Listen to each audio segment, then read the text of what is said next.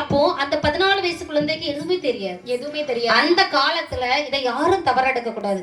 அந்த காலத்துல வயசுக்கு வந்து விட்டாலே அந்த பெரியவர்கள் என்ன சொல்லி வைத்திருப்பார்கள் சொன்னால், நீ பெரிய மனுஷி ஆயிட்டா, அப்ப என்னாச்சுன்னா கொஞ்சம் என்ன செய்யணும், வீட்டுக்குள்ள அடங்கி இருக்கணும். சரி, அத ஆண் மகள்டன் விலகி இருக்கணும். ஆமா, அப்படின்னு என்ன செஞ்சாங்க, மறைமுகமா உணர்த்தினாங்க. இன்று ஆணும் பெண்ணும் சமம் என்று சொன்ன காரணத்தினால்தான் சமூக சீரழி வந்திருக்குமா. அதனால ஆணுக்கு பெண் சரிசமம் என்றைக்குமே ஆக முடியாது, கிடையவே கிடையாது. ஏன் என்று சொன்னால், எதற்காக இறைவன் ஆண் என்றும் பெண் என்றும் எதற்காக படைத்தார், காரண கர்த்தத்தோடு தான் படைச்சார். ஓஹோ, அதை உணர்ந்து நாம் செயல்பட்டோமே ஆனால் இந்த சமூக சீர்கேடுகளை இப்ப தடுக்கலாம்.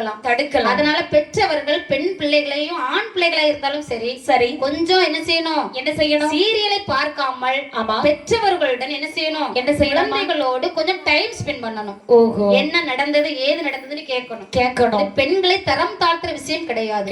பெண்களை நாம் என்ன செய்யணும், இந்த நாட்டின் கண்களாக பாவித்துக் கொண்டிருக்கின்றோம். ஆமா, பெண் தெய்வங்கள் ஏராளம் இருக்கின்றது. ஆனால் குழந்தைகளுக்கு சொல்லக்கூடிய விஷயங்களை சொல்லித்தான் ஆக வேண்டும்.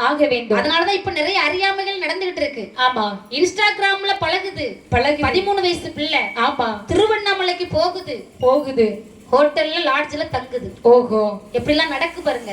இதெல்லாம் பெற்றோர்கள் கருத்தில் கொண்டு குழந்தைகளுக்கு அப்படியே கற்றுக் கொடுங்கள். எதுவுமே ஓப்பனா பேசினாதான் இனி என்ன செய்ய முடியும், பிள்ளைங்கள் நல்ல பிள்ளைகளை வளர்க்க முடியும். அப்படித்தானே? ஆமா. அப்ப வந்தது மகாதேவன் தான் என்று நினைத்து ஆதிகரை கண்ட பகவானே, ஆமா, தாங்கள் எனக்கு வரம் அருள வேண்டும் பகவானே, அப்படியே ஆகட்டும் அப்படின்னு சொன்னேன். அப்பா, என்னை சிவபெருமான் என்று நினைத்து விட்டீர்களா? ஆமா, நான் சிவபெருமான் கிடையாது. அப்ப நீங்கள் யார் ஐயா? கைலாச மலையிலே காவல் காக்கும் நந்திய பெருமான். நந்தி தேவரா?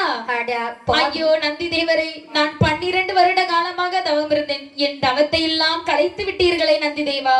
ஒன்றும் கவலை கொள்ள வேண்டாம் அப்பா. அப்போ கைலாச மலையில் வாசம் செய்கின்றாரே ஆதிகரை கண்ட பகவான் அவர் என்னை அனுப்பி உம்மை கைலாச மலை அழைத்து வர உத்தரவிட்டிருக்கின்றார். அப்படியா? உடனே போலாமா? அந்த சிவபெருமானா?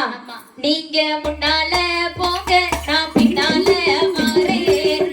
கட்ட புள்ள கருகமணி போட்ட புள்ள, நந்திரிச்ச வந்த புள்ள பொட்டம்மா, நான் தாண்டி ஓ பொறுப்பை கண்டம்மா, எட்டடி குடியம்மா போகட்டில்ல மயி, யாரு வச்ச மயி அது நான் வச்ச மயி. யாரு வச்ச மயி? உன் புருஷன் வச்ச மயி. அப்படியா? ஆமா. சரி, அப்படி என்று சொல்ல